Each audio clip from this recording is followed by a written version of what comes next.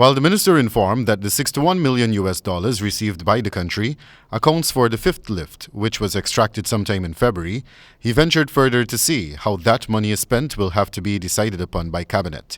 He did give some insight as to what might take priority, however. I've mentioned several times that we will use proceeds, direct proceeds from the oil and gas sector to ensure that we have world-class healthcare system, we have world-class education system, which are two of the most important sectors, you know it.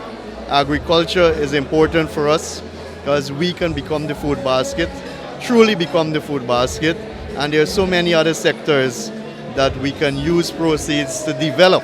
The minister posited that Guyana now has a total of 267 million US dollars in its Natural Resources Fund in the Federal Bank of the United States of America. Bharrat further spoke to learning from the mistakes of other countries as it relates to how the wealth from its oil resources are expended. And that is the advantage we actually have, that we can look at the mistakes made and the poor decision made by other oil producing countries. So we don't have to go through that trial and error actually. We can learn from their mistakes and to correct that and to ensure that we manage the sector in a more efficient manner. The minister, who was speaking on the sidelines of an event recently, also revealed that by 2024, Guyana is expected to be producing at least 500,000 barrels of oil per day, as 2 more FPSOs are expected to begin production by that time.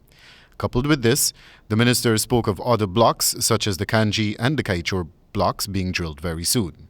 This reporter inquired of the minister whether there was a rush to extract the country's newfound resource, to which he retorted. I don't think that we are rushing. As a matter of fact, if I may say so, it should have happened earlier. Bharrat explained that studies from around the world have shown that by 2040 and beyond, it is expected that the demand for fossil fuel will constantly decline as renewable energy has now become the main aim for several countries in the world over.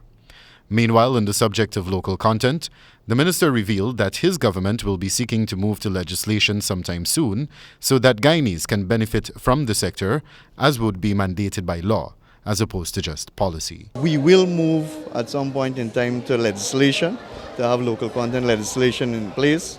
Because a policy is one thing, but legislation, I think, is even better to ensure that there are compliance by oil companies. Wendell Badri, HGP Nightly News.